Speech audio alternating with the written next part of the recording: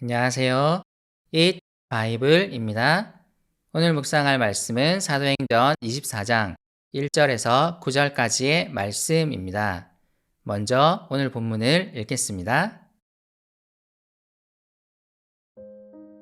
닷새 뒤에 대제사장 아나니아가 몇몇 장로와 더둘로라는 변호사와 함께 내려와서 총독에게 바울을 고소하였다.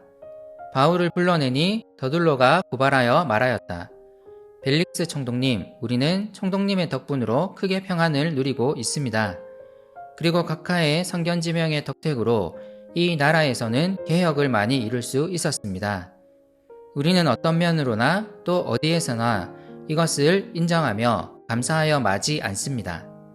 나는 총독님을 오래 방해하지 않겠으니 너그러우신 마음으로 우리의 고발을 잠깐 들어주시기 바랍니다. 우리가 본 바로는 이 자는 연병 같은 자요, 온 세계에 있는 모든 유대 사람에게 소란을 일으키는 자요, 나사렛 도당의 우두머리입니다. 그가 성전까지도 더럽히려고 하므로 우리는 그를 붙잡았습니다. 총독님께서 친히 그를 신문하여 보시면 우리가 그를 고발하는 이유를 다 아시게 될 것입니다. 그러자 유대 사람도 이에 합세해서 그의 말이 모두 사실이라고 주장하였다. 사도행전은 바울이 예루살렘에서 잡힌 후 재판을 받게 되는 장면을 매우 자세하게 묘사합니다. 이를 통해 메시아이신 예수님을 대했던 유대인들의 태도가 전혀 바뀌지 않았음을 보여줍니다. 또한 복음이 이방인들을 향하고 있는 이유도 함께 밝힙니다. 그들은 예수 그리스도에 관한 메시지를 전혀 받아들이지 않고 있습니다. 오히려 복음을 적극적으로 반대하고 있습니다. 시리아 총독 벨릭스는 바울에 대한 재판을 맡기로 했습니다. 이제 유대인들은 자기들 멋대로 바울을 처리할 수 없게 되었습니다. 이제는 정식 재판 절차를 따라야만 했습니다. 그래서 대제사장 아나니아로 대표되는 예루살렘 성전 지도자들은 변호사를 고용합니다. 이 변호사 더둘로와 함께 정식으로 바울을 고소하고 있습니다. 더둘로의 바울에 대한 고소가 시작됩니다. 그는 먼저 벨릭스 총독의 통치에 대한 감사를 표현합니다. 그 덕분에 유대 지역이 크게 평안을 누리고 있다고 말합니다. 또한 유대 지역에 많은 개혁들을 이룰 수 있었음을 칭송합니다. 당시 재판에서 재판관에 대한 존경을 먼저 표현하는 것은 일반적인 관례였습니다. 하지만 더둘로의 말은 분명한 아첨입니다. 벨릭스는 전혀 더둘로가 칭송하는 내용의 사람이 아니었습니다. 당시 유대 지역에서 총독 벨릭스의 악명은 높았습니다. 그는 유대 땅에서 일어난 여러 소요들을 매우 잔인하게 진압했습니다. 이로 인해 벨릭스에 대한 유대인들의 불만은 매우 높았다고 합니다. 또한 그는 유대 땅에 여러 좋은 개혁들을 하지도 않았습니다. 1세기 로마 역사가 타키투스도 이 벨릭스가 무척 무능하고 부패한 자였다고 묘사했습니다.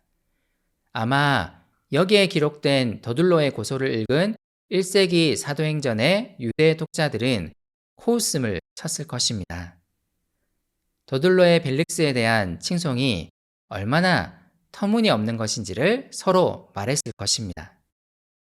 이런 묘사들을 통해 누가는 바울에 대한 유대인들의 모함과 고소가 얼마나 터무니없는 것인지를 명확히 보여주려 합니다. 더둘로의 바울에 대한 고소 내용은 총 3가지입니다. 첫 번째, 그가 온 세계에 있는 유대 사람들 사이에서 여러 소요를 일으키고 있다는 것입니다. 유대 민족들의 소요에 민감했던 벨릭스를 자극하기 위한 목적이었을 것입니다. 두 번째, 그가 나사렛 땅의 우두머리라고 고소합니다. 그가 점점 세력을 형성하고 있는 자임을 알림으로써 잠재적인 반란 세력으로 몰아가기 위함이었을 것입니다. 세 번째, 그가 예루살렘의 성전을 더럽혔다고 고소합니다.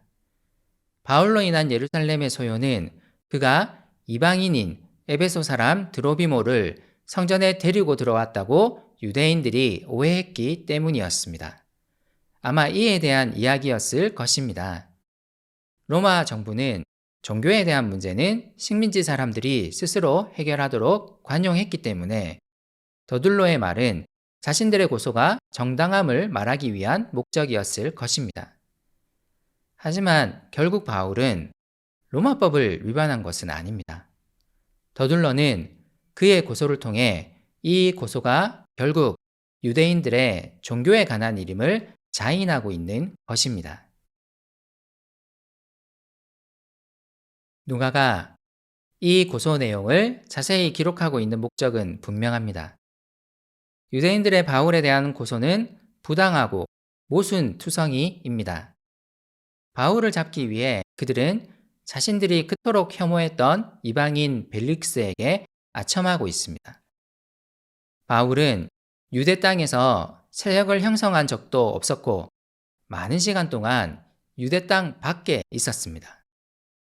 사도행전은 유대인들의 모순을 보여주려 합니다. 우리의 믿음은 때론 이런 모순적인 반대를 불러올 것입니다. 하지만 담대해야 합니다. 우리가 가진 복음이야말로 진리이기 때문입니다. 복음은 그 빛으로 마침내 모순적이고 혼란스러운 어둠을 드러낼 것입니다. 이를 신뢰하며 복음 안에 굳게 서 있기를 소망합시다.